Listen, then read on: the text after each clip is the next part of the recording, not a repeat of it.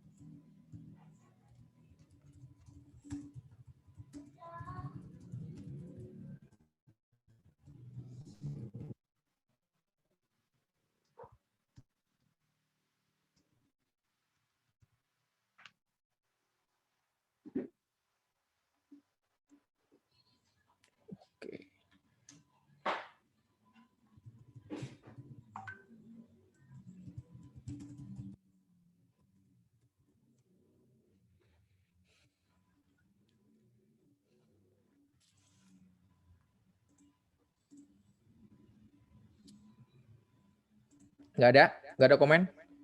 Terlalu mudah nggak kemarin ujian kalian? Enggak kok Pak, enggak. Enggak, Pak. Saya terlalu mudah ya kayaknya.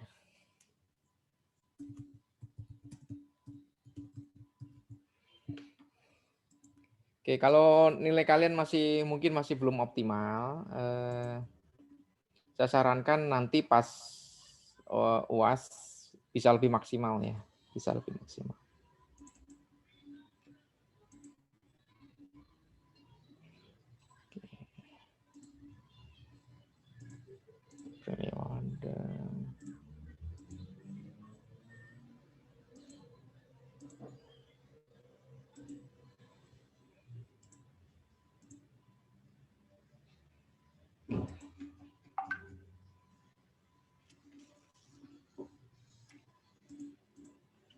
Oke, jadi gini, pokok bahasan kita, gitu ya.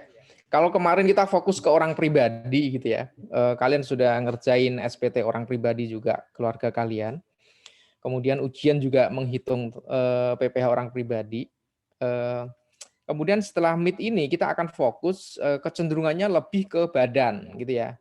Lebih ke badan. Meskipun di pasal 6, pasal 9 ini itu juga relevan dengan entitas orang pribadi, entitas pengusaha ya, terutama pengusaha. Jadi kalau pengusaha kan memang ada biaya usaha ya. Nah seperti itu. Ini pengusaha maksudnya pengusaha yang dia nggak bikin PT ya, nggak bikin badan untuk melakukan kegiatan usahanya. Nah pasal 6 dan pasal 9 ini adalah terkait dengan biaya-biaya. Ya, kalau pasal 6 itu biaya yang diperbolehkan, ya diperbolehkan secara pajak, ya. Kalau pasal 9 itu biaya yang tidak boleh. Nah, gitu ya. Gitu. Jadi saya kurang tahu sebenarnya filosofinya apa. Kenapa kok ada seperti ini? Padahal menurut saya lebih enak kalau misalkan ada satu saja, misalkan yang boleh pasal 6, sisanya nggak boleh. Nah, itu sebenarnya kan lebih enak. Tapi ternyata Undang-Undang PPh mengatur seperti ini. Makanya dalam berbagai kasus banyak sekali ada biaya-biaya yang nggak jelas. Jadi ada in between di pasal 6 dan pasal 9 gitu ya. Itu masuknya mana? Nah, itu yang seringkali menjadi dispute sehingga sampai ke pengendalian pajak. Itu ya. Itu di Undang-Undang PPh seperti itu. Nah, kemudian pasal 6 dan pasal 9 itu baru boleh dilaksanakan, baru boleh diaplikasikan untuk wajib pajak yang menggunakan pembukuan, gitu ya.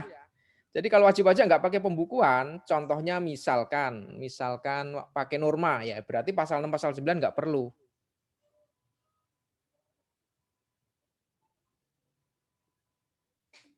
Gitu.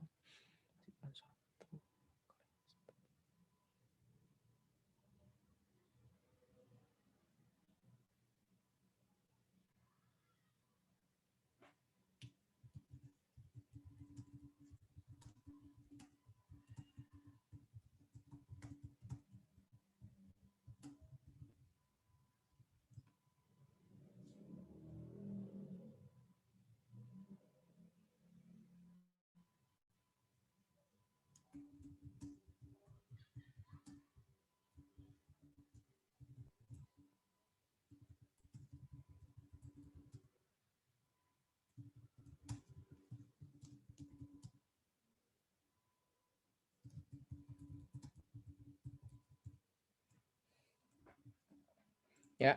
Jadi khusus pembukuan. Kalau nggak pembukuan, nggak perlu pakai pasal 6, pasal 9. Karena apa ya? Karena udah langsung pakai norma ya. Kalau pakai norma kan biaya-biayanya tidak perlu diidentifikasikan. Nah, flow sederhananya seperti ini. Jadi gini, jadi kalau kalian belajar akuntansi itu kan kalian menghitung laba bersih ya. Nah, nama lainnya laba neto ya. Nah, itu sama net income namanya ya, net income. Net atau net profit. Nah, terserah istilahnya macam-macam. Nah, laba yang muncul di laporan keuangan sebagaimana yang kalian lihat itu ya, itu ternyata tidak seluruhnya diakui oleh pajak gitu ya. Karena apa? Karena ada berbagai macam biaya-biaya yang mungkin secara komersial itu boleh, tapi secara perpajakan nggak boleh, gitu ya. Contohnya misalkan gini, misalkan adalah wajib pajak gitu ya, itu ngasih beras kepada pegawai, gitu ya, ngasih beras. Misalkan kayak santunan sekarang kan lagi Covid, dikasih santunan berupa beras, kemudian dikasih multivitamin untuk keluarganya ya, untuk keluarganya ya. Nah itu kan kalau dalam perspektif perusahaan itu boleh, nggak masalah, ya kan. Tapi dalam perspektif pajak itu nggak boleh, gitu loh, nggak boleh. Kenapa? Ya karena lo itu kan tidak berhubungan langsung dengan kegiatan usaha, gitu ya. Bisa jadi nanti pemberiannya terlalu eksesif. Nah, pajak melihatnya akan seperti itu. Nah, maka ada yang namanya penyesuaian fiskal. Nah, penyesuaian fiskal itu seperti itu. Nah, penyesuaian fiskal ini pedomannya di mana? Pedomannya di pasal 6 dan pasal 9 Undang-Undang PPH tadi yang saya sebutkan di awal. Isinya seperti apa? Nanti kita lihat. Gitu ya. Nah, setelah dilakukan penyesuaian, nah barulah nanti kita akan mendapatkan yang namanya laba neto fiskal, laba bersih secara fiskal ya. Nah, secara fiskal ini artinya secara menurut SPT, menurut Undang-Undang Perpajakan. Nah, inilah yang digunakan untuk menghitung PPH ya. Jadi penghasilan kena pajak itu dari laba neto fiskal. Gitu ya. Jelas ya? Ini basic tapi yang sangat penting. Gitu ya.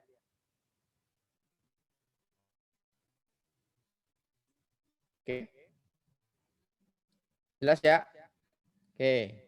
Nah, pasal 6, pasal 9 itu sebenarnya domainnya yang di tengah ini penyesuaian fiskal ini ya, penyesuaian fiskal ini.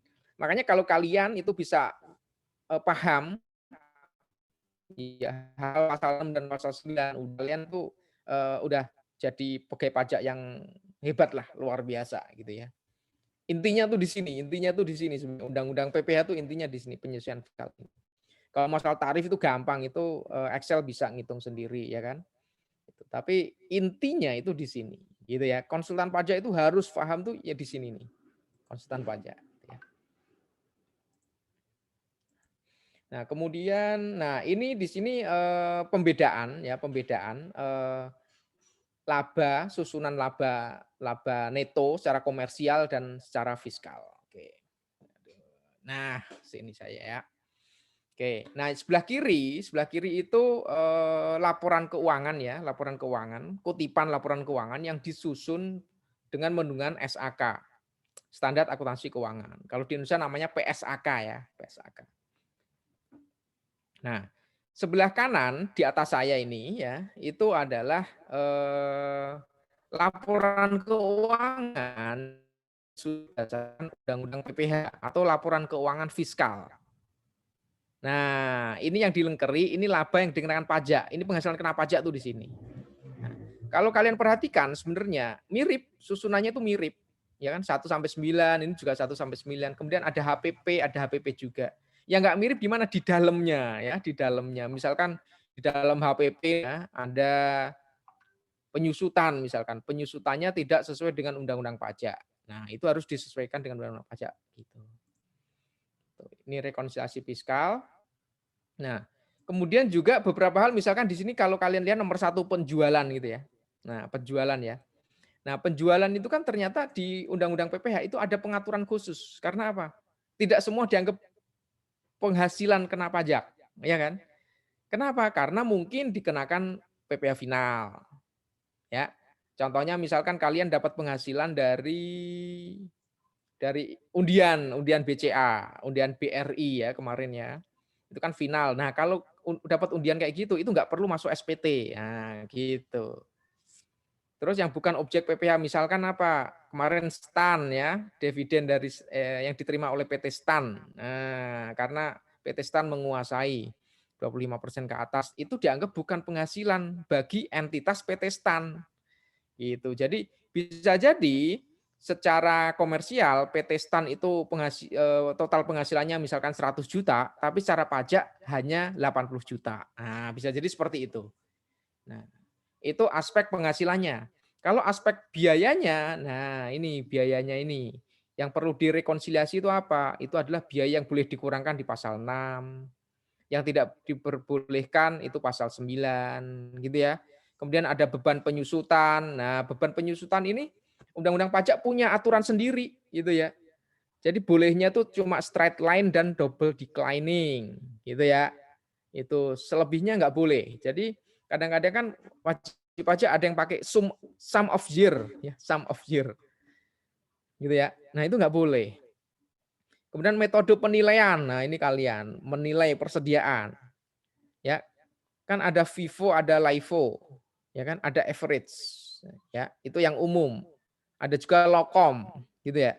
Pajak yang mana? Pajak cuma FIFO dan average. Nah, udah gitu aja. Sisanya kalau pakai lokom atau pakai LIFO, nah berarti harus disesuaikan secara fiskal.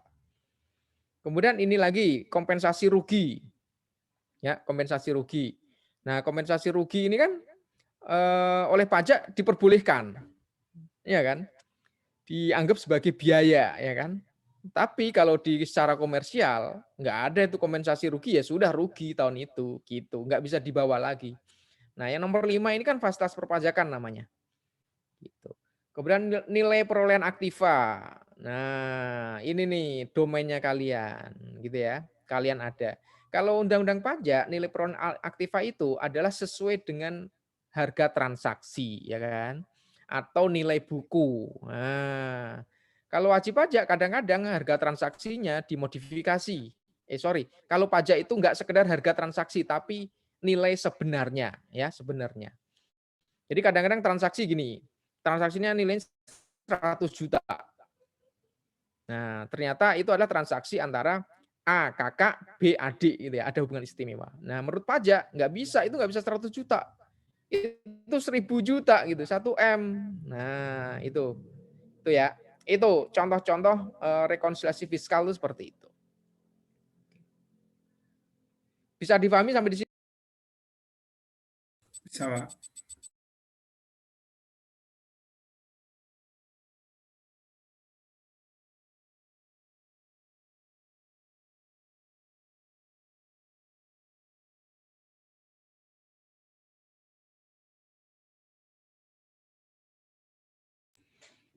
Oke.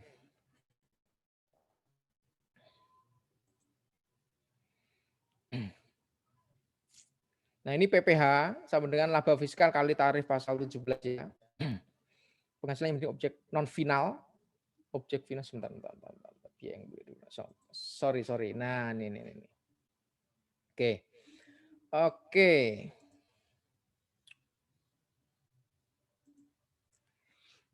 HPP, biaya operasional dan biaya lainnya gitu ya. Jadi kalau kalian membuka Undang-Undang PPh ya, pasal 6. Nah, di situ tertulisnya adalah biaya untuk mendapatkan, menagih dan memelihara. Nah, ini biasanya dikenal atau sebutannya oleh orang-orang pajak itu 3M.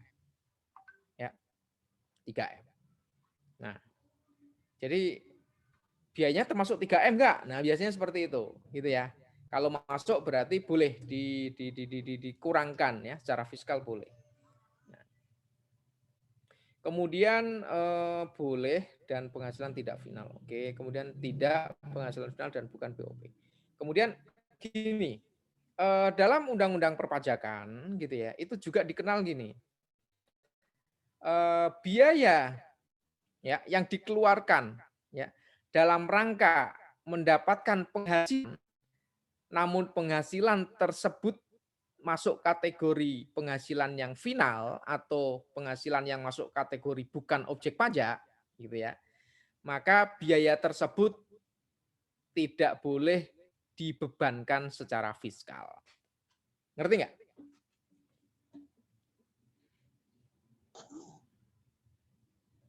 Ngerti nggak? Boleh diulangi, Pak? Oke. Jadi contohnya seperti ini. Contohnya misalkan gini, penghasilan final yang kalian ketahui apa? Penghasilan yang objek pajak final. Hadiah-hadiahan. Undian, Pak. Undian. Apa? Undian. Oke, undian ya. Oke, undian. Kalian dapat undian dari BRI, gitu ya. Berupa mobil, gitu ya. Nah, untuk ngambil mobil itu kalian ngeluarin biaya, ya kan? Misalkan harus diderek, misalkan harus balik nama, gitu ya. Misalkan harus ngecek seperti apa, gitu ya. Nah, karena itu tadi penghasilan berupa hadiah tadi itu final, nah biaya yang kita keluarkan tadi itu di treatment final juga, gitu. Jadi biaya derek, kemudian biaya mungkin reparasi sedikit, atau biaya ngambil mobil tadi, gitu ya. Itu tidak boleh dibiayakan secara fiskal, gitu. Gitu ya. Jadi konsisten. Kalau penghasilannya fiskal, kalau penghasilannya final, berarti biayanya juga treatmentnya itu nggak boleh juga gitu. Nah, contoh yang lain misalkan gini, kalau contoh yang complicated ya, yang complicated itu misalkan gini, ada perusahaan, ya, ini perusahaannya serba apa aja bisa, gitu ya. Nah, suatu ketika dia melakukan pembangunan proyek jasa konstruksi, gitu ya. Dari jasa konstruksi dia dapat total penghasilan 100 miliar misalkan. Kemudian dari bisnis yang lain jual beli itu 200 miliar. Itu ya. 200 tambah 100 ya, berarti 300 M total penghasilan dia. Itu yang muncul di laporan keuangan komersial. Kemudian biayanya itu total 200 M, misalkan total 200 M. Jadi labanya berapa? 100. 100 ya. Nah, apakah laba ini boleh langsung dianggap laba fiskal? Tidak. Tidak. Kenapa? Jasa konstruksi. Jasa konstruksi final. Nah, jasa konstruksi ini harus dikeluarkan. Keluar. Berarti objek pajak finalnya tinggal berapa? 100. 200 atau 100? 200 ya. 200. 200. Ya. Nah, biayanya tadi kan 200 juga tuh. Nah, biayanya itu harus dipisah juga. Nah, tugas pemeriksa pajak itu yang misah kayak gitu ya. Nah, itu setengah mati itu. Itu setengah mati itu. Memisahkan biaya kayak gitu itu setengah mati. Apalagi kalau misalkan gini, misalkan yang kerja gitu ya, yang kerja itu satu orang gitu misalkan ya, itu ngerjain proyek konstruksi itu juga, kemudian ngerjain bisnis yang lain itu juga gitu ya. Nah, itu sulit. Nah, makanya menjadi pemeriksa pajak itu kadang petugas pajak itu kadang sulit tuh di sini ya. Di sini. Nah, biayanya itu juga harus dipisah. Biaya yang tadi mengenerate income yang final itu harus dikeluarkan gitu ya. Gitu. Nah, biasanya wajib pajak itu melakukan triknya itu seperti itu, gitu ya, melakukan triknya itu seperti itu. Gitu ya. Triknya gimana? Triknya jadi melakukan kegiatan usaha itu campur-campur kayak gitu, ada yang final dan enggak final gitu ya. Kemudian biayanya ya yang dibiayakan itu seluruhnya itu dianggap deductible sesuai pasal 6 pasal 9. Jadi penghasilannya dipisah, biayanya enggak dipisah. Nah, gitu. Mudahnya seperti itu. Itu yang terjadi di lapangan seperti itu. Makanya kalau kalian melihat kan banyak perusahaan yang melakukan konglomerasi ya kan? Ininya banyak sekali gitu ya. Lini bisnisnya itu banyak sekali. Nah, itu dalam rangka seperti itu sebenarnya. Ya, ini tax planning juga ya. Gitu. Karena benar-benar memisahkan biaya kalau sudah kayak gitu tuh susah banget ya, susah banget. Ya. Karena apa? Karena bukti-bukti untuk memisahkan itu kan WP bisa bikin sendiri ya, bisa bikin sendiri. Petugas pajak yang harus memilah. Gitu ya, bisa difahami ya? Baik, Pak.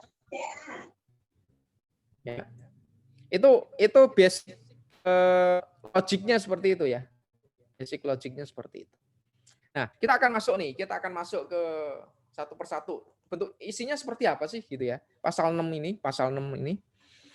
Nah, yang pertama nih, sebenarnya gini, logika mudahnya ya, pasal 6 ini adalah biaya-biaya yang langsung berhubungan dengan kegiatan usaha. Nah, gitu ya, yang langsung berhubungan, yang semua orang itu secara umum sepakat bahwa memang itu biaya usaha, nah, gitu loh. Makanya kalau biayanya aneh-aneh, nah itu biasanya sudah pasti nggak masuk tuh. Contohnya misalkan yang aneh-aneh itu apa ya? Hedging ya, hedging. Nah, hedging yang dilakukan oleh perusahaan yang core-nya itu misalkan jasa konstruksi tadi. Nah, itu aneh tuh untuk lini usaha seperti itu ada biaya hedging, itu aneh. Nah, itu nggak boleh, itu nggak langsung. Tapi kalau biaya hedging yang mengeluarkan itu adalah perusahaan yang memang tiap hari melakukan hedging gitu ya. Yang melakukan hedging itu apa? Misalkan contoh kayak Pertamina ya. Pertamina kan sering juga melakukan hedging ya supaya dia dapat minyak dengan harga yang tetap atau stabil, itu kan melakukan hedging. Nah, kalau sudah sering kayak gitu, itu oleh otoritas pajak biasanya nanti diberikan semacam penegasan. Oh, untuk perusahaan kamu karena memang paparan resiko akibat perubahan minyak buminya besar, maka boleh hedging, itu bisa. Gitu ya. Gitu. Makanya yang aneh gitu ya, biaya yang nggak aneh itu pasal 6 itu seperti itu. Nah, biaya untuk mendapatkan, menagih dan memelihara penghasilan termasuk, nah ini contohnya biaya yang secara langsung atau tidak langsung berkaitan dengan kegiatan usaha. Ini direct ya.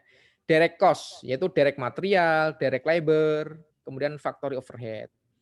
Nah, yang tidak langsung apa? Indirect material, indirect labor, indirect FOH, itu masih boleh. Itu ya, masih boleh. Kemudian biaya penyusutan fiskal. Nah, ini penyusutan fiskal ya. Jadi harus ngikutin undang-undang pajak.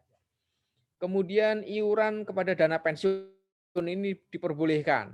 Tapi ya, entitas dana pensiun tersebut, dana pensiun itu perusahaan ya. Dana pensiun tersebut, perusahaan tersebut harus disahkan oleh Menteri Keuangan. Kalau enggak dianggap abal-abal misalkan, itu enggak boleh. Kemudian rugi falas. Kerugian karena penjualan atau pengalihan harta dulu. Oke.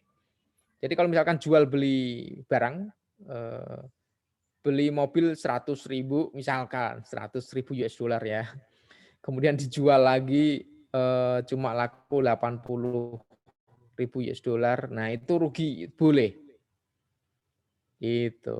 Tapi nanti ya biasanya kalau kayak gini akan diinvestigasi ya oleh aparat pajak. Itu benar nggak rugi gitu. Jangan-jangan transfer pricing. Ya, gitu. Jangan pura-pura rugi. Kenapa kok WP cenderung pura-pura rugi? Karena rugi itu bisa dikompensasi. Nah, itu loh. Bisa dikompensasi rugi itu. Makanya banyak wajib pajak yang pura-pura rugi. Kemudian kerugian selisih kurs, ya, rugi falas. Boleh, ya, boleh.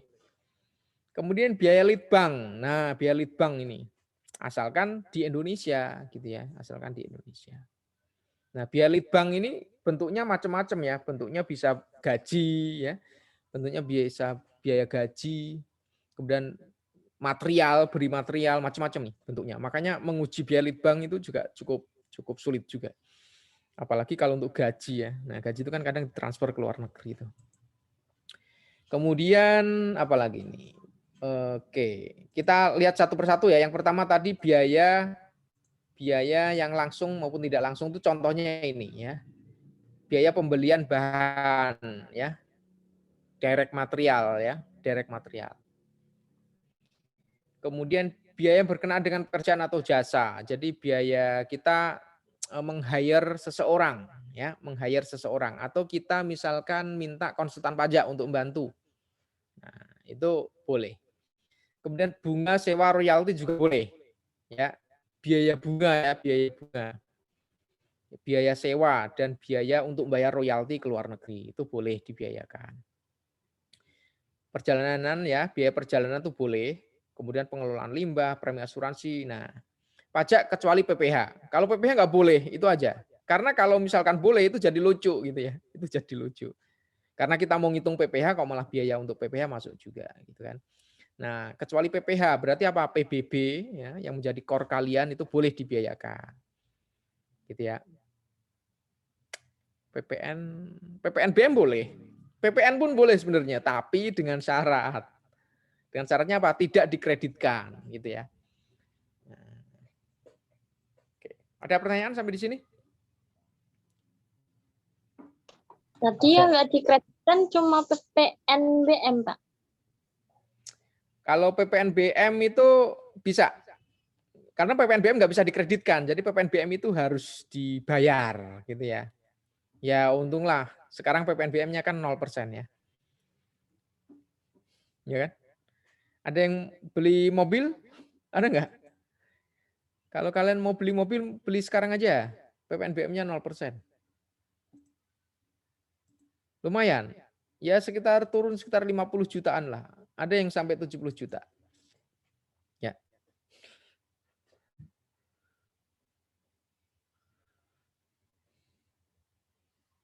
Nah, ini biaya administrasi. Nah, ini nih. Ya meskipun secara perpajakan boleh ya. Nah, tapi biasanya wajib pajak itu karena ini boleh, biasanya biaya administrasi itu kan coba biaya administrasi itu apa? Bentuknya apa? Ada yang tahu nggak? Kalau bayangan kalian biaya administrasi itu Retribusi. realnya itu apa bentuknya? Retribusi, Pak. Ngurus izin. Ngurus izin, terus Service charge, Pak. service charge, terus ini orang yang berpikir masih lurus-lurus saja ya.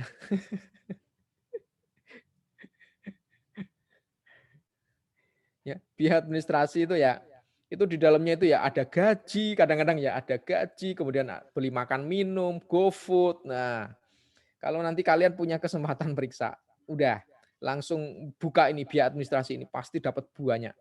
Ya, nanti beli kue untuk bos gitu ya. Ah, macam-macam pokoknya di sini yang aneh-aneh. Yang aneh-aneh di sini banyak. Nanti biaya bunga, karangan bunga, semacam-macam. Gitu ya.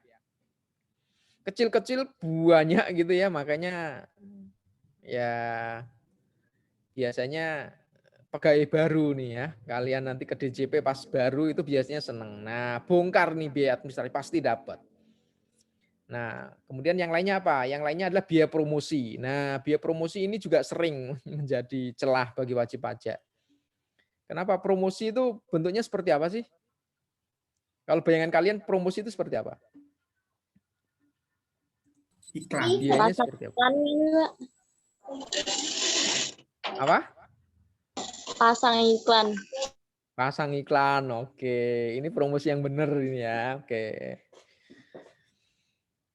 Promosi itu termasuk ngasih tips itu ya.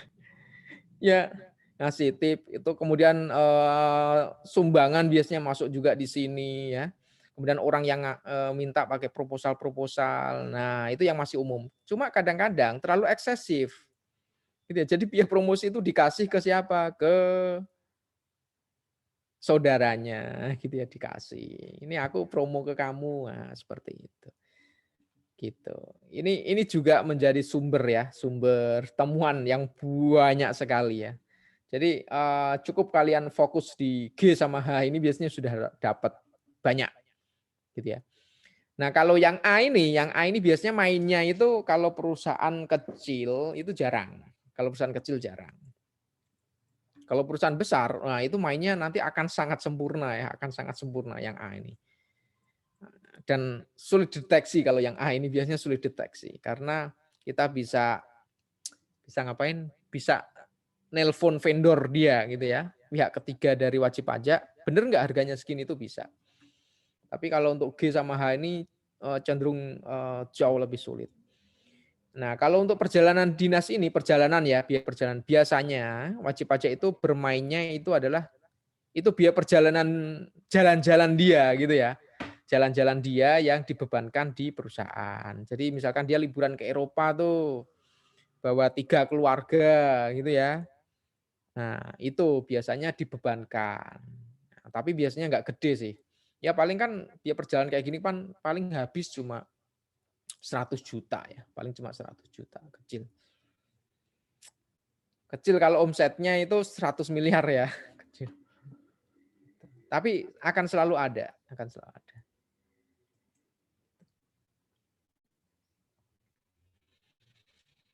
Oke, ada pertanyaan sampai di sini?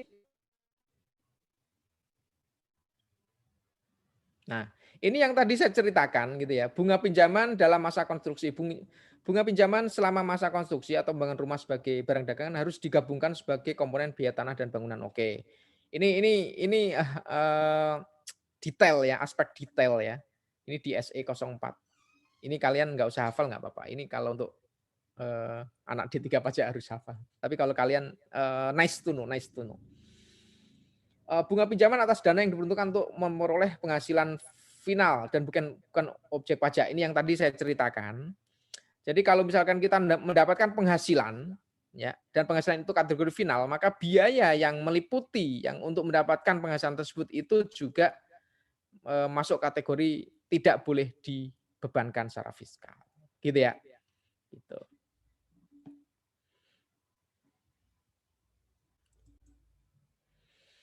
Laba selisih kurs. Nah, gini. Laba selisih kurs ini gitu ya. Ini pun juga ada semacam persyaratannya. Persyaratannya apa? Persyaratannya harus konsisten. Gitu ya. Jadi konsistennya gini. Jadi misalkan yang digunakan itu adalah kurs apa ya? Kurs setengah BI misalkan. Ya. Nah, itu harus konsisten terus. Yang digunakan adalah kurs setengah BI terus. Jangan misalkan wah ini kayaknya kalau tak treatment rugi bisa nih. Aku pakai kurs bukan kurs setengah gitu ya, tapi kurs apa ya? Kurs apa ya? Selain kurs setengah BI itu kurs apa? Kurs transaksi ya. Saat transaksi. Kurs spot antar bank ya, kurs spot antar bank itu kan bisa juga. Kalau kurs setengah BI itu kan rata-rata. Kalau kurs setengah antar bank kan enggak. Tiap detik mungkin bisa berubah. Nah, kalau kalian berubah kayak gitu, itu biasanya nanti kalau terjadi rugi itu tidak diakui oleh petugas pajak, gitu ya. Jadi ada persyaratannya supaya diakui. Kemudian di sini PP 94 diatur bahwa atas keuntungan atau kerugian selisih kurs yang timbul dari pokok dan bunga pinjaman dalam mata uang asing untuk penghasilan yang final tidak diakui sebagai penghasilan atau beban. Oh, ini yang tadi saya sampaikan ya. Kemudian yang kedua, ini ada aturan perpajakan yang disebut rasio 4:1. Rasio apa? DER ya, debt to equity ratio. Gitu. Jadi gini. 4:1 itu artinya 4-nya itu apa? Debt-nya ya. Betul nggak? Hutang. Ya, hutang. Satunya tuh equity. Nah, equity itu modal. Jadi kalau misalkan total aktiva kita itu 100 juta. Ya, 100 juta. Secara perpajakan maksimal hutang yang diperbolehkan itu adalah berapa? 80 ya. 80 ya, kemudian equity-nya itu 20. Nah, kan 4:1 tuh. Ya kan? Ya enggak? 4:1 kan?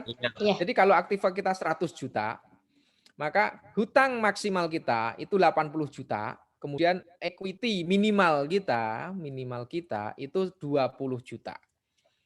Nah, kalau misalkan gini, situasinya adalah perusahaan ternyata hutangnya itu enggak 80 tapi 90 juta.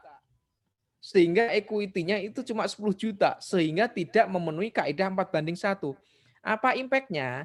Impact-nya misalkan atas hutang tadi ya, atas hutang tadi itu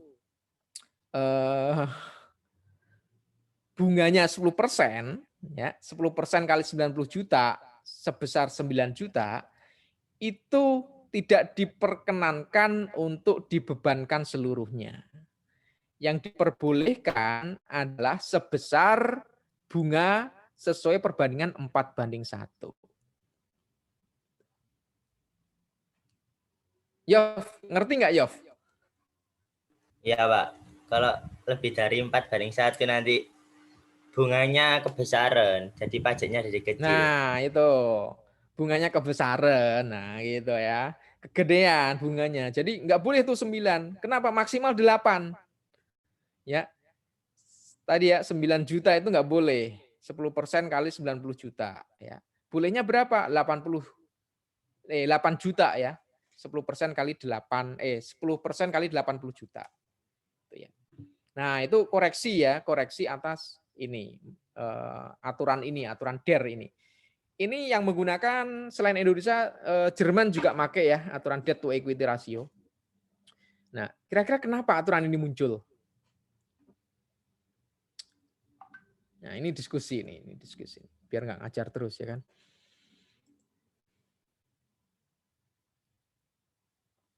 Kenapa aturan ini muncul? Kira-kira kenapa? Biaya bunga itu deductible or not deductible?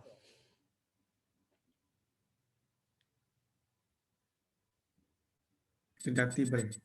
Deductible. Secara fiskal boleh. Wajib pajak, kalau ingin menghemat pajak, triknya gimana? Yang Banyakin paling utang. sederhana. Triknya paling sederhana adalah biayanya Tinggikan. ditinggikan. Ya kan? Biaya digedein gitu ya, biayanya digedein. Nah, tadi kan biaya bunga itu termasuk yang deductible expense. Ya, boleh dibebankan. Maka ada kecenderungan wajib pajak itu memperbesar biaya bunga. Gitu. Caranya gimana memperbesar biaya bunga? Dengan meningkatkan hutang dia gitu. Jadi kalau kalian jalan-jalan ke KPP PMA, penanaman modal asing, atau iseng-iseng buka laporan keuangan PMA, perusahaan modal asing ya. Itu kalau kalian buka, itu pasti akan melihat di situ equity-nya itu hampir nol ya. Jadi perusahaan tanpa modal, tapi perusahaan full dengan hutang.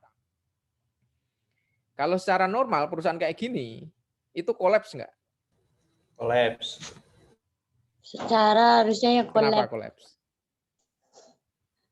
Nggak ada modalnya tapi malah hutang, Pak. Nggak punya modal, iya. Jadi labanya itu habis buat bayar utang gitu ya. Tapi ternyata perusahaan-perusahaan PMA tersebut sudah lebih dari 20 tahun itu tetap eksis. Jadi rugi terus tiap tahun, ya rugi terus gitu ya. Tapi nggak mati-mati gitu ya. Nah, ini kan aneh. Ini kan aneh. Ternyata skemanya apa? Ya ini tadi. Perusahaan-perusahaan ini itu bikin hutang yang gede. Nah, hutangnya dari mana ya? Dari mereka sendiri gitu ya. Tapi datangnya seolah-olah dari luar negeri gitu ya. Ya kan kalau misalkan ada A dan B di Hong Kong, kakak beradik. Kira-kira petugas pajak tahu nggak bahwa itu kakak beradik? Tahu nggak? Nggak tahu. Secara umum nggak tahu. Karena apa? Karena yurisdiksi pemajakannya udah beda gitu loh. Kita nggak bisa tuh nanyain Mr. X di Hong Kong. Itu Mr. Y adikmu bukan? Nggak bisa. Mr. X, lu ngapain kamu nanya-nanya aku? Aku bukan wajib pajak Indonesia kok. Nah gitu. Ya, gitu. Jadi globalisasi ini tantangan berat ya buat petugas pajak. Atau kalian kemarin pernah baca itu enggak? Apa itu? Panama Paper. Enggak. Aduh, kalian ini anak baik ya. Panama Paper.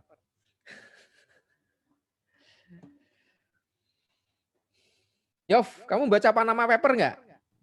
Enggak, Pak.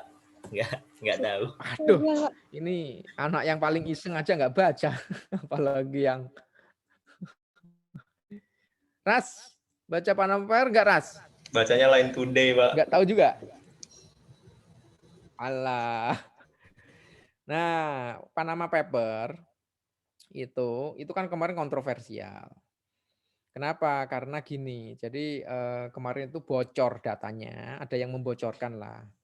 Nah, itu data orang-orang super kaya di dunia yang punya rekening rekening bank di Panama. Panama itu tax haven country ya, negara surga pajak gitu ya. Nggak perlu bayar pajak di Panama ya kalau nggak ada entitas realnya. Kalau bikin entitas tanpa bentuk di Panama boleh gitu ya. Makanya surga pajak. Nah, bocor. Nah, kemarin kan beberapa orang termasuk politisi Indonesia kan namanya masuk seperti Mencraft, Menteri Ekonomi Kreatif itu kan masuk. Kemudian Menteri Menko Maritim ya, masuk juga gitu ya. Makanya heboh. Nah,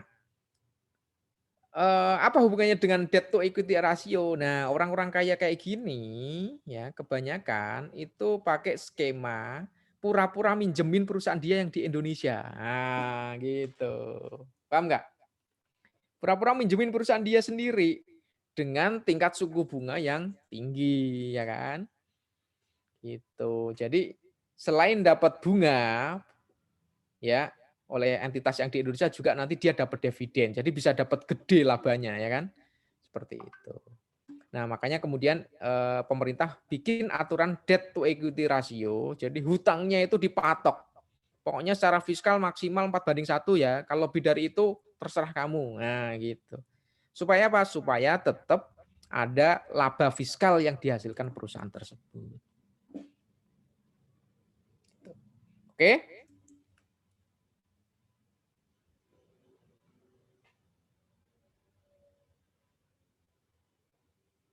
Ya. Jelas ya?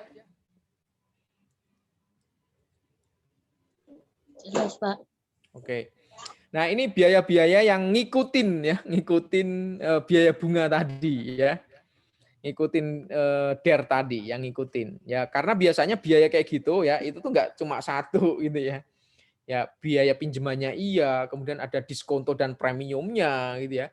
Ada biaya tambahan, misalkan arrangement of borrowing. Jadi proses negosiasi kan kadang-kadang dibiayakan juga tuh. Nah, ini juga harus dihilangkan. Kemudian ada juga selisih kursnya juga. Nah, itu pokoknya yang ngikutin gitu ya. Itu semuanya harus dikoreksi secara fiskal. Ini nice to know aja ya buat kalian ya. Nah. Oke, ada pertanyaan sampai di sini? Nah, kemudian selanjutnya biaya piutang yang semata-mata tidak dapat ditagih. Nah, piutang yang tidak dapat ditagih itu boleh dibiayakan. Ya, bad debt ya. Utang nakal ya, utang nakal ya, bad debt, utang yang nggak dibayar ya. Nah, itu boleh asalkan nyata-nyata gitu ya. Nah, nyata-nyata ini indikatornya apa? Nah, ini indikator supaya dianggap nyata oleh Ditjen Pajak. Yang pertama, nih ya, telah dibebankan sebagai biaya di laporan keuangan komersial. Nah, ini biasanya sudah nih ya. Kemudian yang kedua, WP menyerahkan daftar piutang ya. Yang tadi nggak bisa bayar itu siapa aja harus diserahkan. Kenapa? Karena ini nanti mau dibiayakan oleh perusahaan ini ya. Berarti kan bagi orang yang menerima pembebasan hutang itu dianggap sebagai apa? Sebagai apa? Penghasilan. Penghasilan, betul sekali ya. Jadi karena di sini sebagai biaya, di sono nanti akan dipajaki. Nah, gitu ya. Gitu. Kok pajak gitu sih? Ini kan kasihan Pak orang utang gitu. Iya, awalnya kasihan, cuma lama-lama ini jadi nagih ya, nagih. Jadi banyak perusahaan yang pakai skema ini ya. Pakai skema ini untuk menghindari pajak dulu ya sebelum ada aturan ini. Kemudian yang ketiga nih, piutang yang nyata-nyata tidak dapat ditagih telah diserahkan perkaranya kepada pengadilan atau instansi pemerintah yang menangani piutang negara. Ya. Jadi sudah diserahkan ke pihak ketiga yang memang tugasnya itu nagih, intinya seperti itu, gitu ya. Ini untuk menunjukkan bahwa memang benar-benar udah ditagih gitu loh. Seperti itu. Nah, tiga ini itu kumulatif ya, harus tiga-tiganya ada. Salah satu nggak ada, itu pemerintah pajak tidak akan mengakui. Namun syarat ini tidak berlaku untuk apa ini? Untuk yang kecil-kecil nih, untuk yang kecil-kecil nih. Piutang debitur kecil kurang dari 100 juta. Piutang tidak lebih dari 5 juta. Ini yang biasanya utang UMKM itu loh. Ya, UMKM kan paling cuma sampai 100 juta ya. Nah, ini boleh. Boleh syarat ini tidak terpenuhi. Ya, mungkin syaratnya 1 atau 2 saja. Kalau nggak salah 1 atau 2 itu udah cukup. Yang ketiga tidak perlu. Itu ya. Karena kan nagih 100 juta lewat pengadilan. Nah, untuk gaji hakimnya saja kan nggak cukup tuh, ya. Gitu. Jelas ya? Oke. Oke, selanjutnya biaya promosi. Nah, ini biaya yang cukup fenomenal gitu ya. Ya, contohnya biaya iklan tadi, Sasha kalau nggak salah. Ya, Sas. Biaya iklan. Oke, kalau biaya iklan nggak masalah itu, ya. Yang bermasalah itu apa? Ya, biaya yang mengaku sebagai biaya promosi gitu ya. Mengaku sebagai biaya promosi. Nah, ini banyak sekali gitu ya. Banyak sekali. Jadi misalkan uang suap tuh biasanya seringkali masuk juga di biaya promosi, ya kan? Uang suap. Suap ke siapa? Ke pejabat gitu kan. Ini kan saya promosi, Pak. Iya gitu ya. Seperti itu. Nah, untuk biaya promosi gimana cara Ditjen Pajak untuk mencegah supaya tidak terjadi kecurangan, supaya memastikan benar-benar biaya promosi tersebut ya memang untuk promosi. Nah, ini ada yang namanya Ditjen Pajak itu meminta wajib pajak untuk bikin daftar nominatif biaya promosi, gitu ya.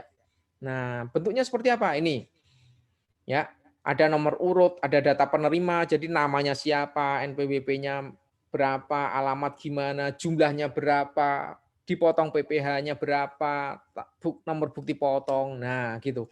Jadi ada syarat tambahan, gitu ya. Jadi nggak sekedar ngasih gitu ya. Nggak sekedar ngasih, kemudian langsung masuk laporan rugi laba dibiayakan, enggak. Tapi harus ada ini. Kalau ini nggak ada, ya nggak dianggap sebagai biaya promosi. Gitu ya.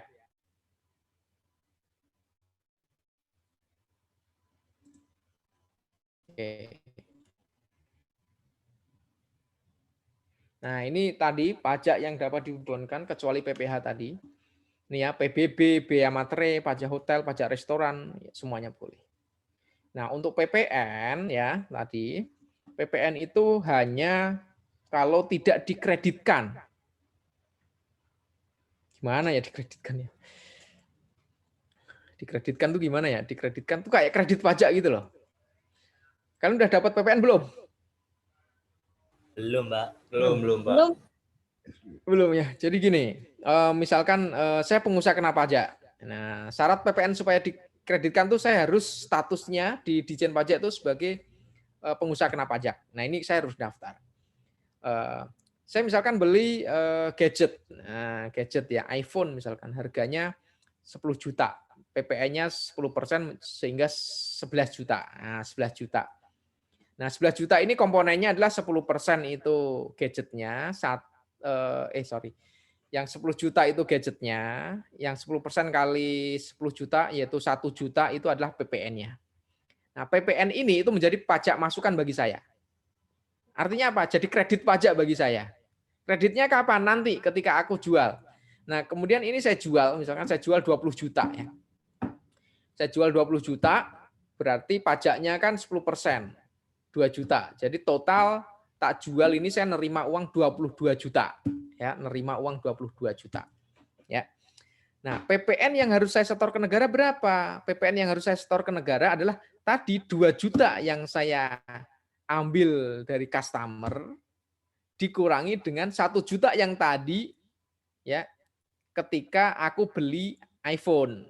Nah, jadi yang dibayar selisih antara 2 juta dikurangi 1 juta. Nah, itu 1 juta. Itu yang dibayar ke kas negara. Nah, ini namanya proses pengkreditan. Nah, ini namanya proses pengkreditan. Kalau sudah dikreditkan kayak gini, maka yang 1 juta tadi, yang ketika saya beli iPhone tadi, itu tidak boleh dibiayakan. Gitu.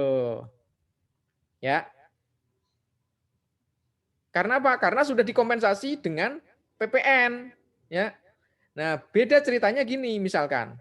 saya statusnya bukan pengusaha kena pajak. Jadi tadi ketika saya beli iPhone yang bayar 11 juta. 11 juta. Kemudian ketika tak jual 20 juta ya sudah 20 juta saya nerimanya. Karena apa? Karena saya bukan pengusaha kena pajak sehingga saya tidak boleh mungut yang 2 juta itu nggak boleh dipungut. Nggak berhak, nggak punya hak saya. Jadi nerimanya cuma 20 juta. Nah, yang 1 juta ini gimana Pak? Nggak bisa tak kreditin. Ya sudah, karena nggak bisa dikreditin, boleh dibiayakan secara fiskal di PPh Badan. Gitu, ceritanya gitu ya. Complicated ya, complicated ya. Ya. Paham nggak, Ras? Saya masih belum paham yang pengusaha kena pajak itu, Pak. Pengusaha kena pajak ya. Pengusaha kena pajak itu pengusaha yang ditunjuk oleh Ditjen Pajak untuk memungut PPN. Nah, gampangannya seperti itu. Gitu. Jadi kayak kamu misalkan kamu jualan online. Jualan online. Kalau misalkan kamu belum ditunjuk sebagai pengusaha kena pajak, ya sudah kamu nggak boleh mungut PPN-nya.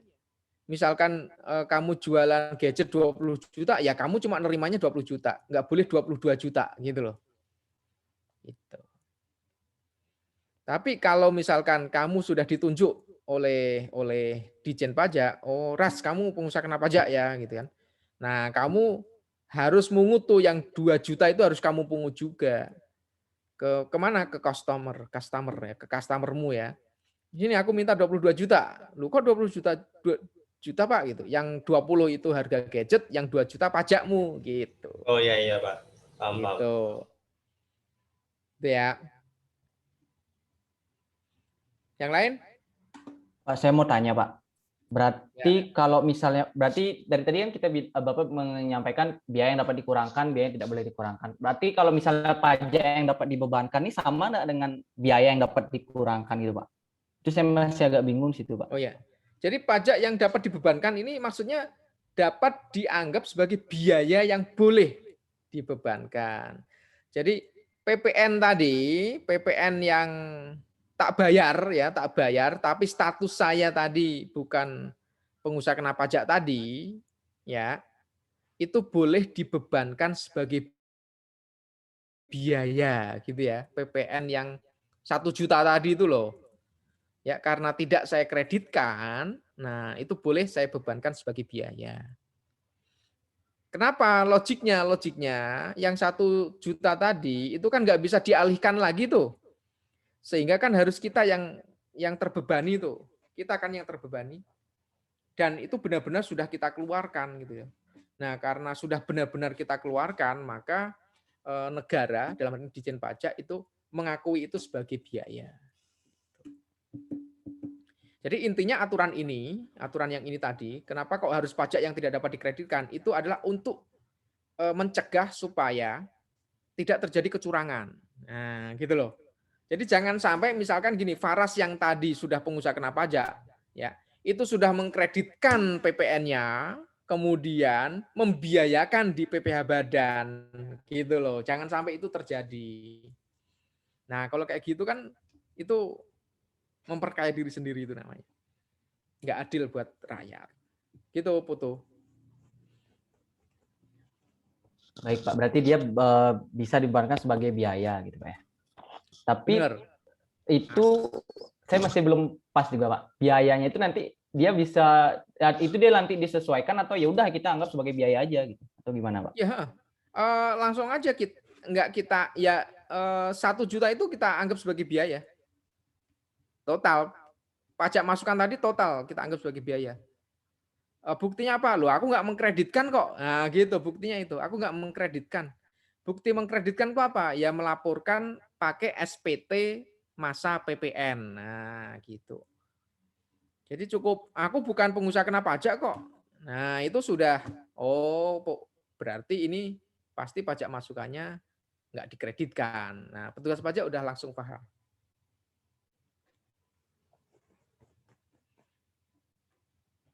Oke? Baik, Pak. Terima kasih, Pak. Yang lain? Ini ada yang rebahan? Ada nggak? Ada yang lagi sakit? Ada yang kena COVID? COVID Delta. Delta ya. Ini loh ada semacam relaksasi ya. Jadi yang kena COVID itu boleh tidak ikut PJJ gitu ya. Tapi tetap dianggap ikut PJJ. Nah, ada aturan seperti itu. Mungkin aturannya nggak bakalan di-sharing secara tertulis ya, tapi sepertinya ada kebijakan seperti itu gitu ya. Jadi siapa yang mau COVID?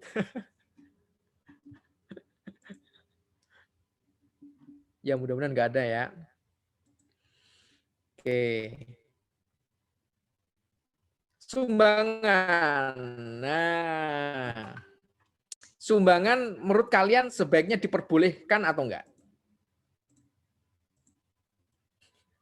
Maksudnya boleh dikurangkan atau enggak gitu, Pak? Ya, secara fiskal. Boleh, Pak. Boleh. Kalau Boleh. bermanfaat lebih baik jangan, Pak. Kalau bermanfaat lebih baik jangan.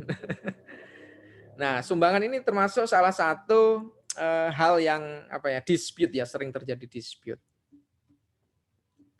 Gitu ya. Ya kenapa? Karena ini rawan ya, rawan penyelewengan gitu ya.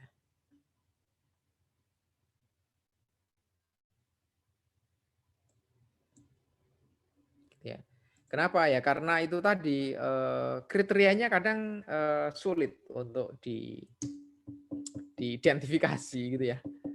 Nah, makanya pemerintah bikin aturan yang lebih spesifik bahwa tidak seluruh sumbangan tuh boleh dibiayakan, gitu ya. Apa saja yang boleh? Nah ini, apa saja yang boleh nih? Salah satunya untuk bencana nasional ya, bukan bencana daerah, ya. Gitu. Jadi kalau misalkan kayak dulu di Palu ada likuifaksi ya, ada gempa, ada tsunami, kemudian memicu likuifaksi. Nah, kemudian pemerintah menetapkan itu sebagai bencana nasional gitu ya. Nah, misalkan ada perusahaan, wah aku pengen ngirim nih 1 kontainer Indomie. Nah, itu boleh. Tapi misalkan gini, kayak beberapa waktu yang lalu kan di Majene atau di Sulawesi itu kan ada gempa tuh. Nah, wah aku mau ngirim juga nih 1 kontainer Indomie. Gitu kan. Ternyata pemerintah tidak menetapkan itu sebagai bencana nasional. Nah, itu nggak boleh dibiayakan, gitu. Gitu ya. Nah, kemudian yang kedua nih, sumbangan dalam rangka litbang. Nah, sumbangan nih, misalkan sumbangan gedung. Kalau kalian jalan-jalan ke UI, Universitas Indonesia, itu kan ada gedung Muchtar Riyadi. Nah, itu kan sumbangan dia sebenarnya. Nah, sumbangan yang model ini boleh. Karena apa? Nah, ini dalam rangka penelitian dan pengembangan. Cuma, nah ini memang agak sulit kadang-kadang konglomerat atau orang kaya atau perusahaan-perusahaan itu bikin sumbangan kayak gini, ngomong ini litbang gitu ya, tapi sebenarnya enggak, itu banyak sekali.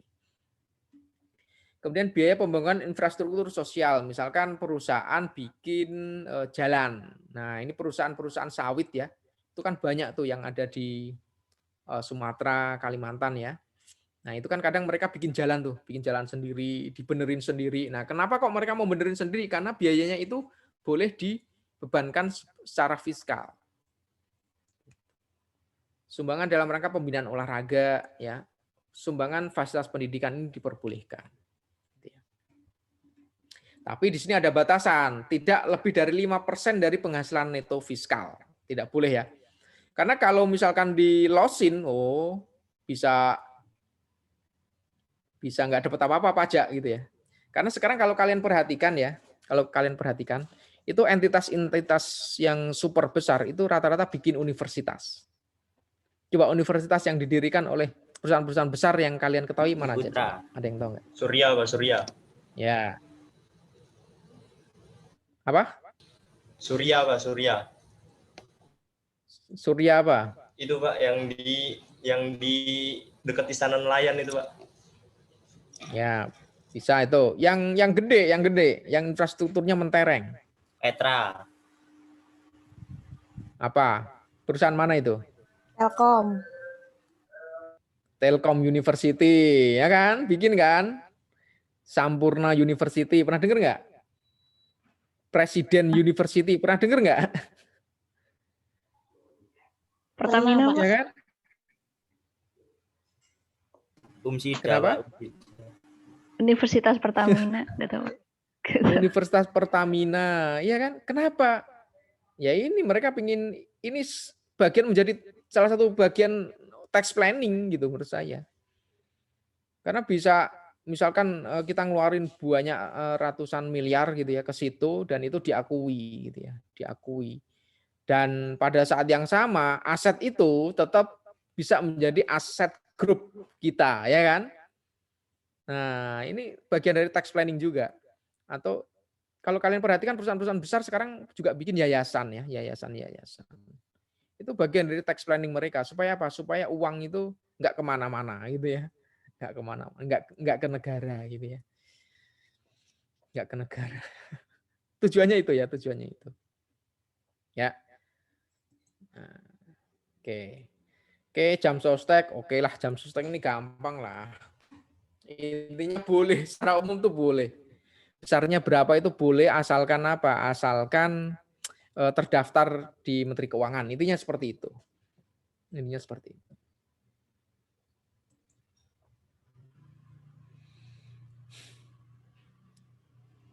Oke, kemudian ini kenikmatan dan fasilitas yang diberikan untuk pegawai dapat dibiayakan 50%. Nah, ini ya. Contohnya apa? Jadi ini boleh tapi cuma 50%. Nah, ini jalan tengah yang diambil oleh Ditjen Pajak karena di lapangan sering terjadi dispute ya. Contohnya apa? Handphone untuk pegawai ya. Boleh, tapi cuma 50% ya gitu. Biaya pulsanya dan servis boleh tapi cuma 50%.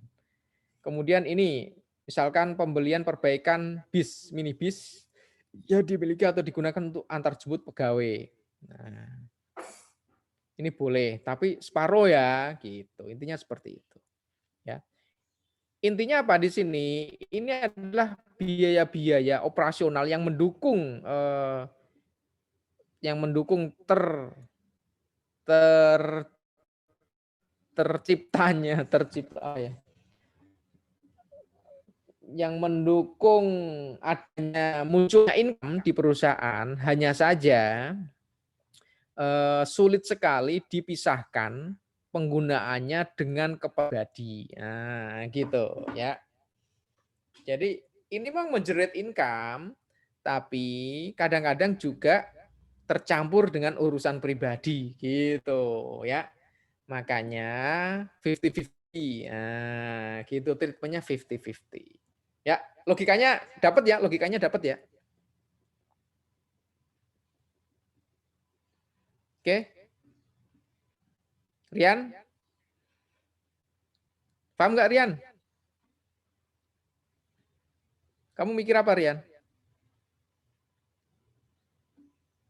Ayo, Rian Presi.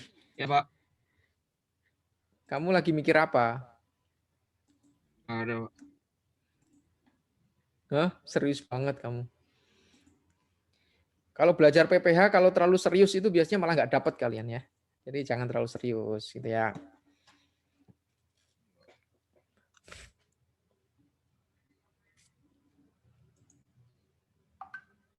Kamu tinggal di mana, Rian? Di Sumatera Utara Pak, Matang Siantar. Di Matang Siantar ada COVID nggak di sana? Ada Pak. Ada. Banyak. Kalau di daerah saya nggak banyak kayak Pak. Oh, nggak banyak ya. Kamu di kota Pematang Siantar atau di kecamatan mana? Di kotanya Pak, di kecamatan Oh, di kotanya. Siantar Barat Pak. Kamu anak kota ya berarti ya. Oke. Oke, ini pembayaran PBB langsung menjadi biaya, sedangkan pembayaran BPTB harus melalui amortisasi. Oke, ini isu ini ya. Oke.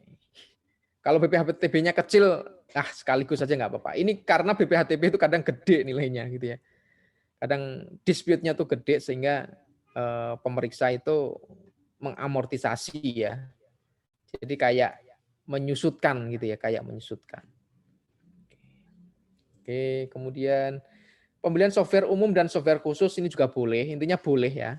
Intinya boleh. dibiayakan. Kalau nilainya terlalu besar, mungkin nggak perlu dibiayakan, tapi disusutkan, dikapitalisasi dengan intangible asset sebagai intangible asset, gitu ya. Kemudian nanti diamortisasi atau disusutkan, ya. Kalau penyusutan itu untuk fix aset, kalau amortisasi itu untuk intangible asset.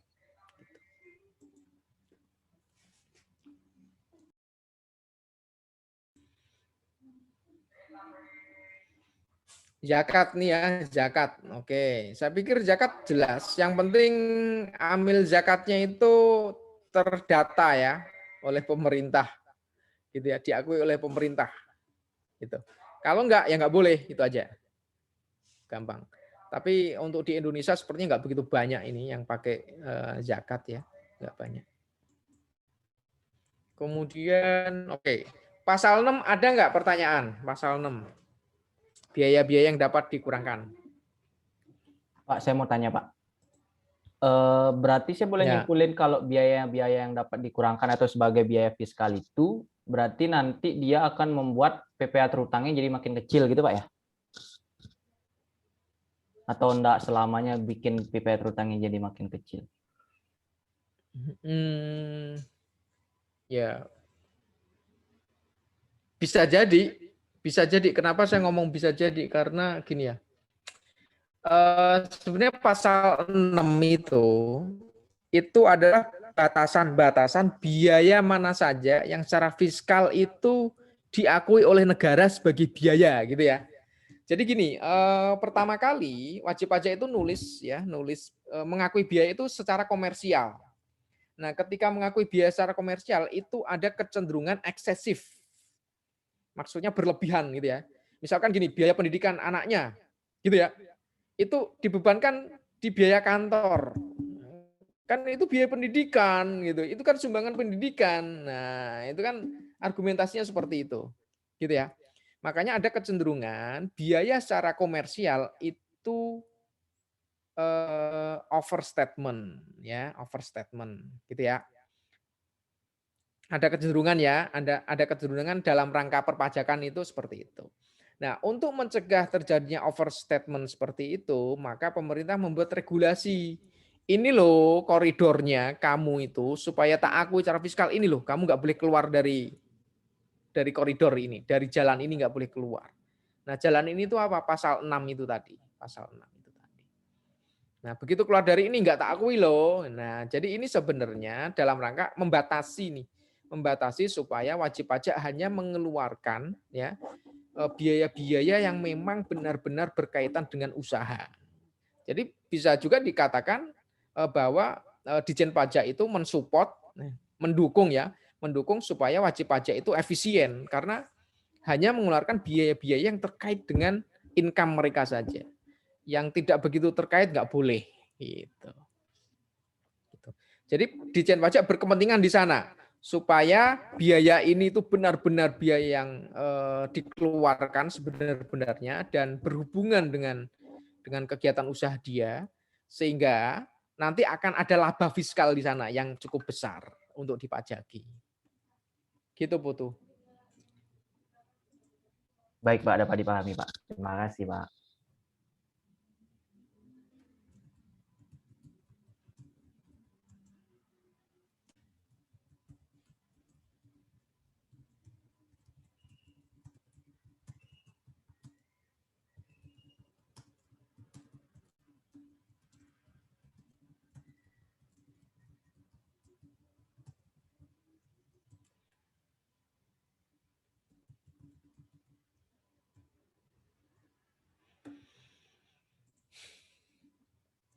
Oke.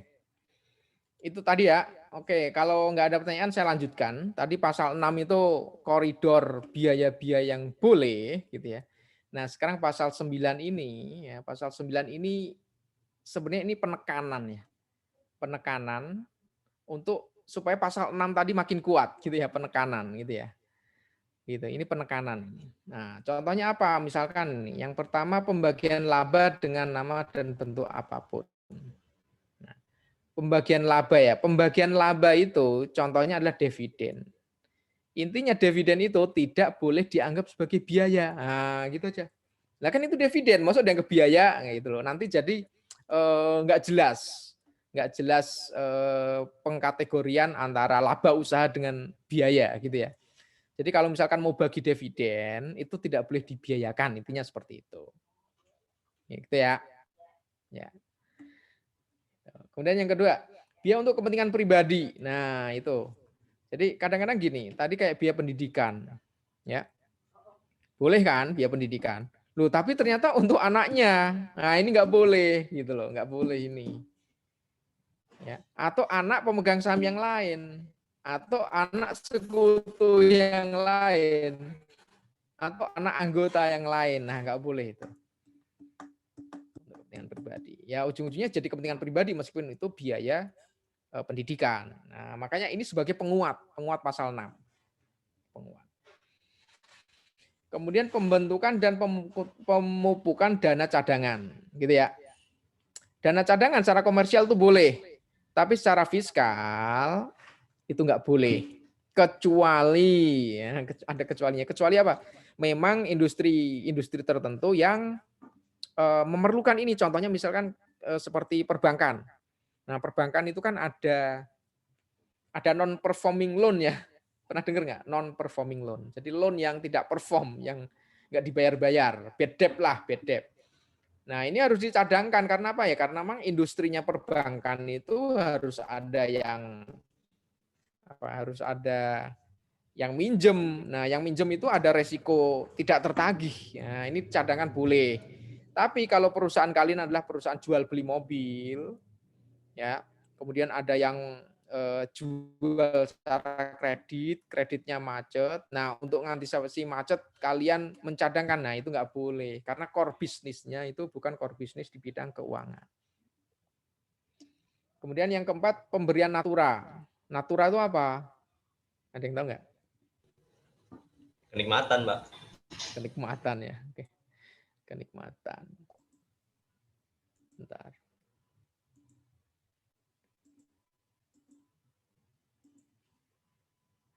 Nah, jadi pemberian natura dan kenikmatan itu nggak boleh. Kira-kira kenapa kok nggak boleh? Sulit dinilai. Ada tujuan tertentunya, Pak. Boleh dinilai. Waduh, ada tujuan ada kenikmatan tertentu ya. Contohnya apa sih? Pemberian natura itu contohnya apa? Kalau natura mungkin nggak, Bang? Contohnya apa kalau natura? Parcel, Pak, parcel. Oh, Marcel. Apa sel? Mana Marcel? Parcel, Pak, kata Paras. Parcel, Pak, Oh, parcel. parcel. Oh, parcel. Oke, parcel ya. Oke, parcel itu natura. Oke. Ya, beras gitu ya, gula gitu ya, vitamin, nah, macam-macam lah. Kadang mobil juga ya kan, motor ya kan, motor dinas. Nah, kalau kenikmatan, Anu, Pak. Fasilitas. iya fasilitas gitu ya, ya. Contohnya fasilitas. Apartemen, Pak. Rumah dinas. Apartemen, disewain mes gitu ya. Dikasih sopir pribadi gitu ya. Dikasih mobil antar jemput. Nah, itu kenikmatan. Itu bukan natura tapi kenikmatan. Nah, hal-hal yang kayak gini tidak boleh dibiayakan. Kenapa? Itu tadi sulit diukur. Kata Yofi ya, kata Yofi sulit diukur. Wah, aku dapat apartemen ini, aku seneng banget gitu. Yang saya, aku biasa aja. Ya. Aku udah biasa di apartemen ini kecil banget nih. Nah, ini kan sulit diukur nih, sulit diukur. Maka daripada dispute udah nggak usah aja gitu. Itu yang pertama. Kemudian yang alasan yang kedua apa ya? Alasan yang kedua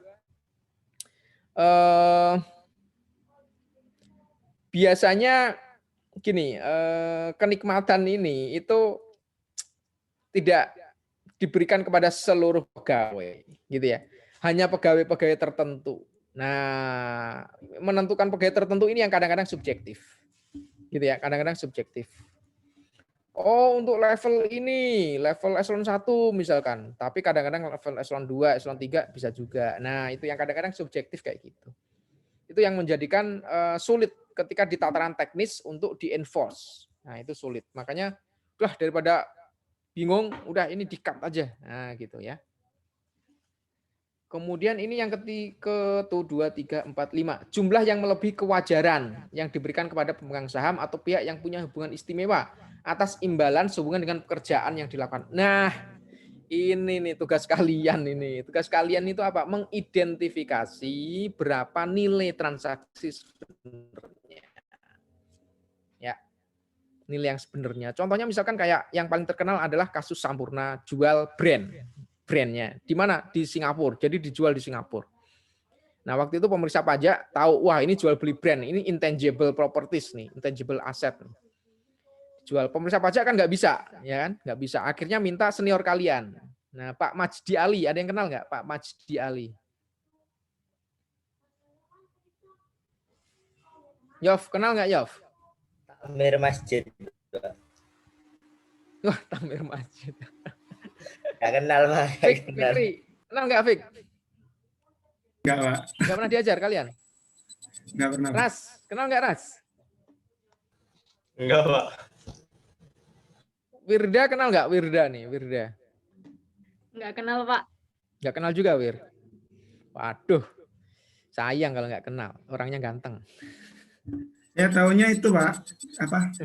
Yang dapat penghargaan itu, Pak. Beliaunya. Nah, akhirnya dapat penghargaan itu ya. Jadi beliau diminta, waktu itu tim saya, diminta untuk menghitung itu sebenarnya nilai transaksinya berapa sih. Ketemu. Jadi wajib pajak melaporkan cuma 50 miliar, dihitung sama Pak Majdi Ali itu sekitar 400 miliar gitu ya. Jadi peningkatannya luar biasa. Ya, dihitung, di keberatan menang, di pengadilan kalah gitu ya. Kemudian PK, peninjauan kembali di Mahkamah Agung menang lagi. Nah, akhirnya menang kita. Jadi menang ya. Nah, ini menjadi menurut saya menjadi capaian prestasi yang spektakuler untuk penilai ketika dilibatkan dalam pemeriksaan ya.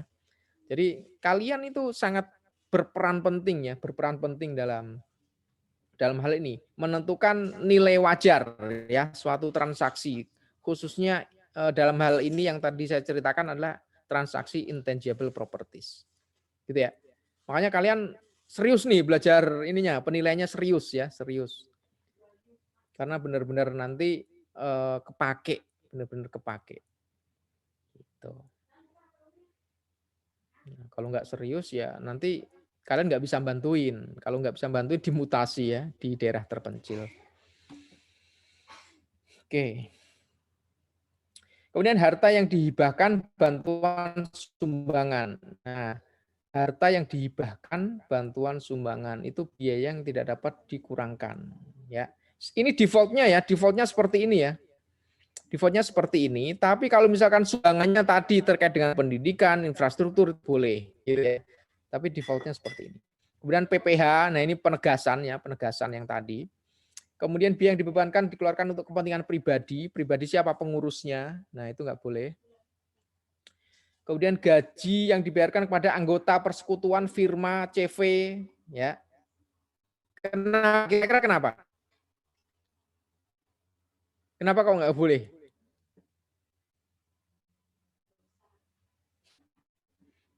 Rehan. Kira-kira kenapa Rehan kok nggak boleh? Bagaimana Pak? Di saya putus-putus Pak. Oke. Kenapa kok gaji yang dibayarkan anggota persekutuan, ini kan CV ya, CV firma itu nggak boleh, kenapa? Termasuk PT juga nggak boleh. Gaji yang dibayarkan ke pemegang saham itu nggak boleh. Kira-kira kenapa?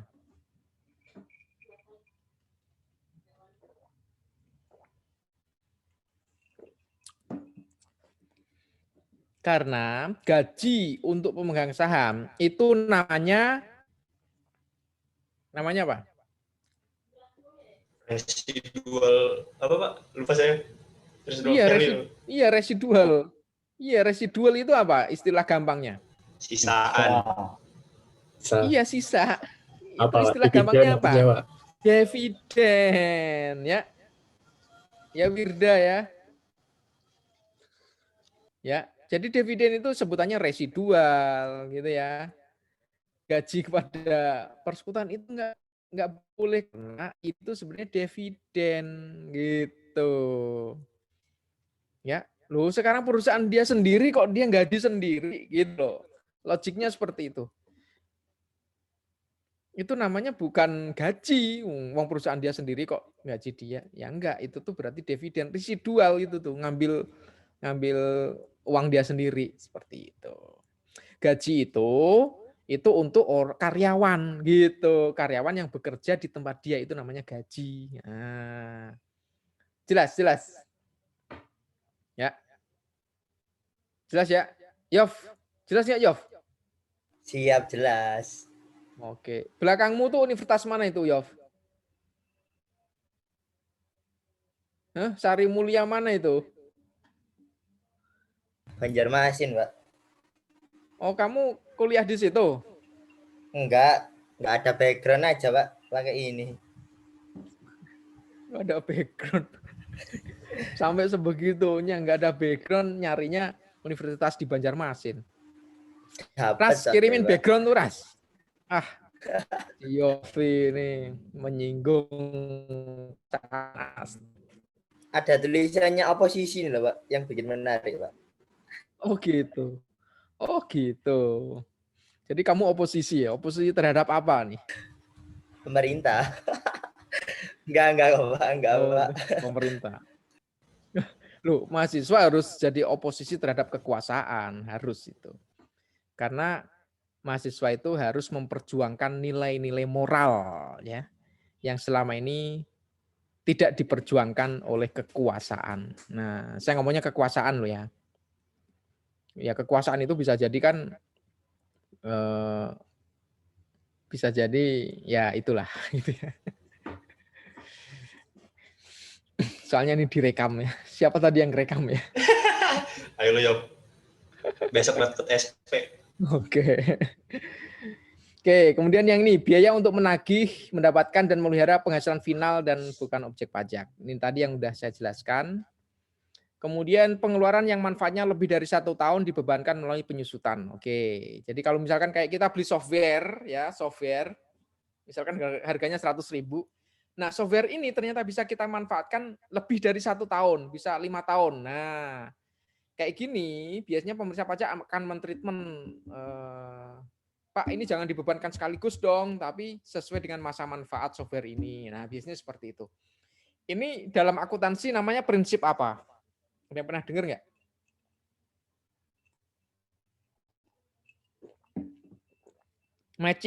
Matching cost again apa? Revenue.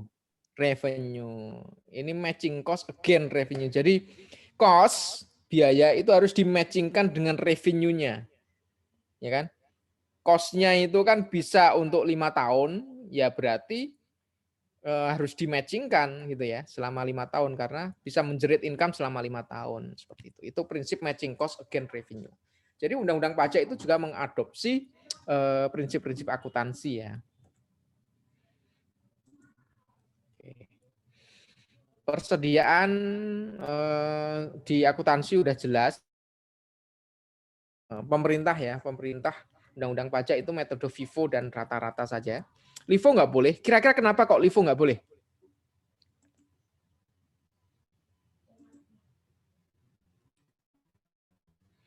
LIFO itu last first out.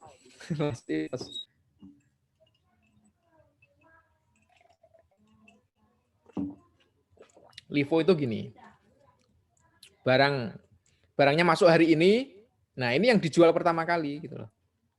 Barang yang kemarin-kemarin ya nanti aja gitu. Kalau FIFO itu kan yang masuk pertama kali ya jadi muter yang nanti dijual pertama kali juga. Kira-kira kenapa? Kok LIFO nggak boleh? Kalau situasi ekonominya misalkan inflasinya tinggi. Ya, inflasinya tinggi. Hari ini harganya 100.000. Besok harganya 1 juta misalkan untuk barang yang sama. Kira-kira untung yang LIFO atau FIFO? Yang LIFO, Pak. LIFO. Untung yang LIFO ya kan. Nah, ini kelemahan LIFO tuh kayak gini. Kalau situasi ekonominya sedikit nggak stabil, ya kadang-kadang keuntungan itu nggak wajar. Nah, gitu ya, keuntungan itu nggak wajar, nggak stabil. Makanya pemerintah nggak milih LIFO. Tapi kalau FIFO sedikit banyak itu lebih stabil, lebih konsisten, lebih ajak gitu ya. Nah, metode rata-rata ini lebih konsisten lagi dibanding FIFO maupun LIFO. In between. Gitu ya. Kemudian ini apa? Nilai perolehan aktiva tetap. Nah, nilai perolehan aktiva tetap itu apa? Harga perolehan, nilai pembelian tunai, termasuk apa? Jadi kalau misalkan kita beli tanahnya 100 juta misalkan. Tanahnya masih berupa rimba, gitu ya. Jadi kita bersihin dulu, ada clearing, land clearing ya. 100 juta tadi tanahnya, kemudian land clearing habis 50 juta.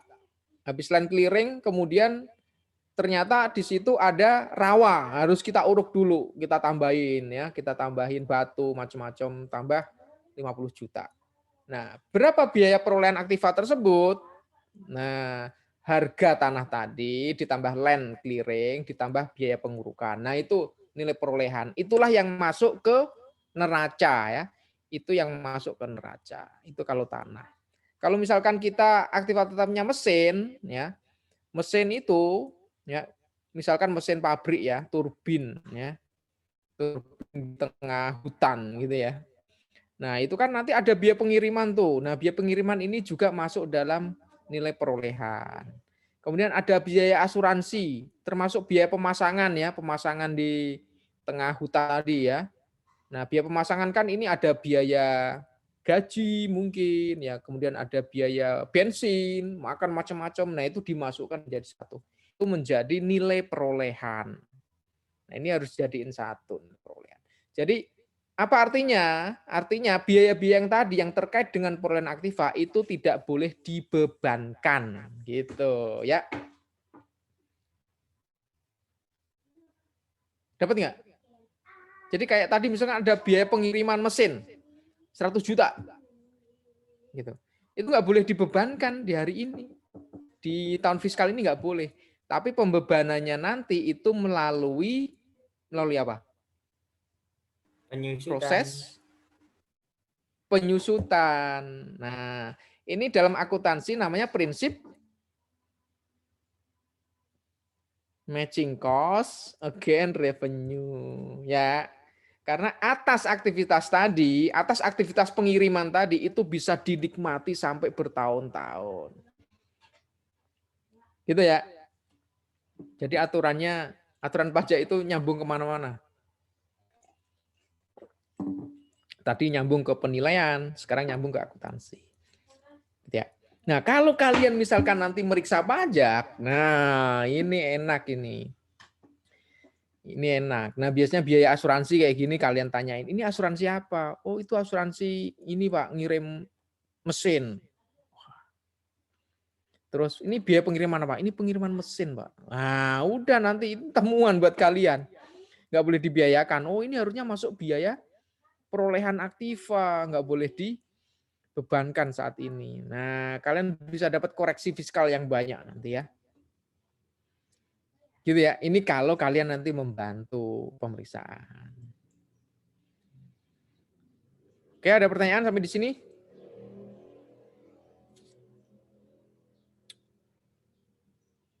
Enggak. Oke, penyusutan. Penyusutan saya pikir refresh saja. Ya, ini untuk aktiva yang berwujud ya, aktiva yang bisa kalian lihat dengan mata ya, dengan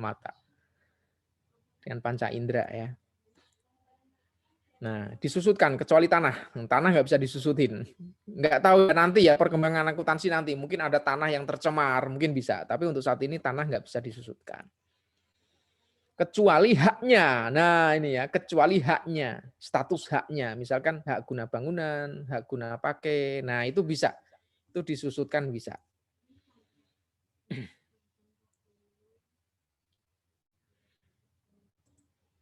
Nah, ini aturan secara fiskalnya seperti ini. Jadi aktiva yang berwujud itu akan digolongkan. Pertama penggolongannya adalah bangunan atau bukan bangunan gitu ya. Dua kriteria itu dulu. Kemudian setelah kita jelas, baru masuk ke masing-masing. Misalkan, oh ini bukan bangunan, ini mesin. Oke, mesin masuk kemana? Nah, masuk kelompok 1, 2, 3, atau 4.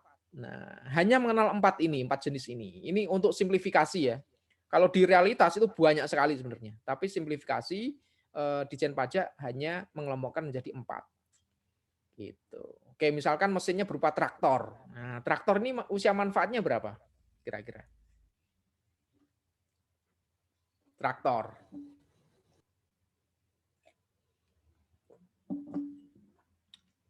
Berapa lama kira-kira traktor? 4 tahun kira-kira, Pak. Berapa? Masuk 4 tahun. Traktor. Oh, oke. Menurut jasa 4 tahun. Menurut kamu berapa, Yov? 20, Pak. Oh, menurut Yofi 20. Put, menurut kamu berapa, Put? Putu? 8 paling, Pak.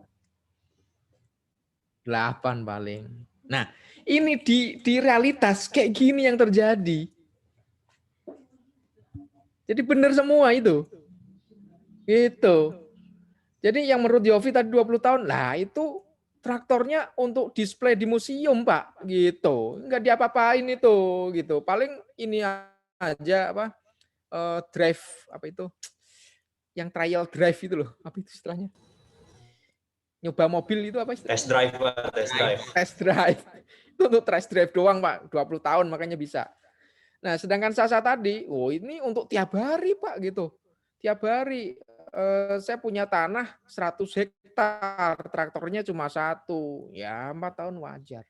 Nah, Putu tadi, nah itu punya tanah tapi nggak sampai 100 hektar dan traktornya banyak. Nah, itu ya kan. Jadi ini nanti kalau kalian di lapangan kayak gini nanti terjadi gitu ya. Ada yang seperti Sasa tadi, 4 tahun ini gitu kan. Padahal pemeriksaannya itu Yofi, enggak ini 20 tahun harusnya. Nah, itu nanti debat gitu ya. Sasa sama Yofi nanti debat-debatan gitu. Gitu. Gitu ya. Nah, ini pun ini kan gampang ya. Tapi ini terjadi perdebatan luar biasa. Rata-rata kelompok 2 dan 3 ini ya. Ya, kasus traktor itu terjadi itu. Ya, itu kasus di KPP wajib pajak besar ya. Ada perusahaan perusahaan pertambangan gitu ya. Menurut pemeriksa pajak harusnya 16 tahun, menurut wajib pajak 8 tahun. Nah, ini unik. Karena kemarin saya juga diminta untuk ngasih pendapat ya, pendapat secara accounting itu gimana. Nah, ini karena sebenarnya usia secara accountingnya itu di tengah-tengah ya, di tengah-tengah antara 8 dan 16 gitu ya. Jadi nanti tergantung hakim mau jadi 8 atau 16. Ini cukup menarik ini, isu menarik. Ya, ini di kelas ini aja dispute, apalagi di dunia luar ya. Nah, gitu ya.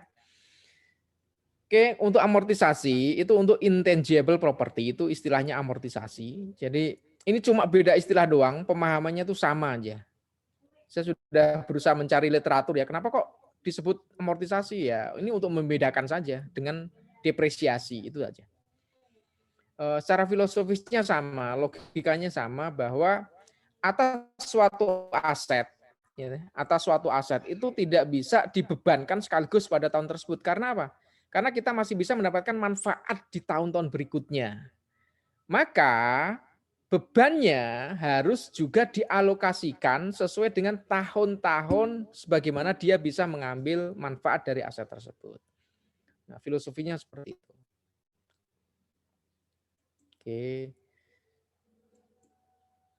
Oke, saya pikir ini kompensasi kerugian mudah 5 tahun ya intinya ya.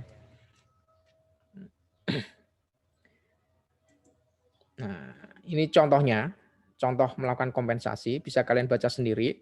Oke, selanjutnya ini ada latihan A, latihan B, latihan C. Silahkan kalian kerjakan in group.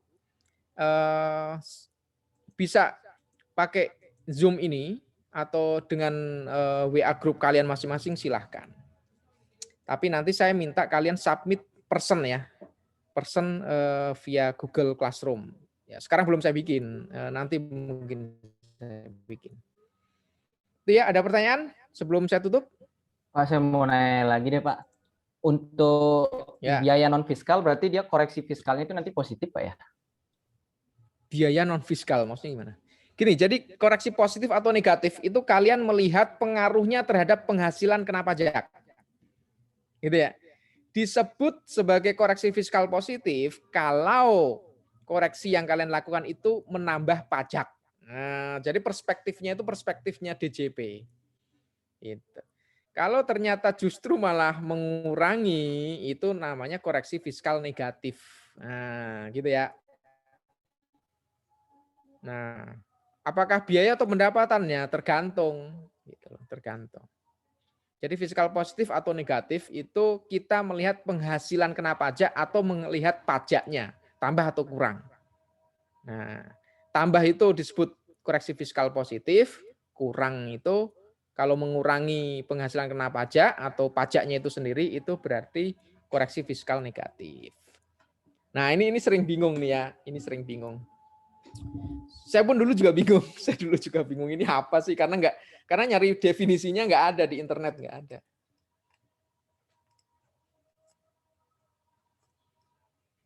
Oke, ada lagi? Francisca. Ada pertanyaan, Fran? Belum, Pak. Paling kalau terkait tugas ini Belum. kapan deadline-nya, Pak? Jumat. Deadline-nya Jumat. Jam 23.59. Jam 24. Baik, Pak. Kenapa? Kamu mau jam ini ya 23.59 ya? Boleh, Pak. Kalau kalian bisa ngepasin 23.59 tak kasih nilai tambahan 10 poin.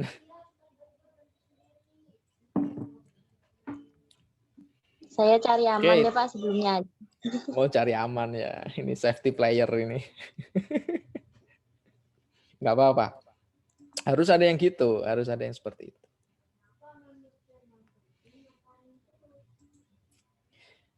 Venesia Mai, gimana Venesia Mai? Iya Pak, aman Pak. Saya usahain di Aman ya? 359 Pak. Oke, bagus. Oke, kalau nggak ada pertanyaan, saya tutup ya. Tapi kalau misalkan masih ada, nanti kalian masih bisa DM ke saya, silakan, atau via WA Group.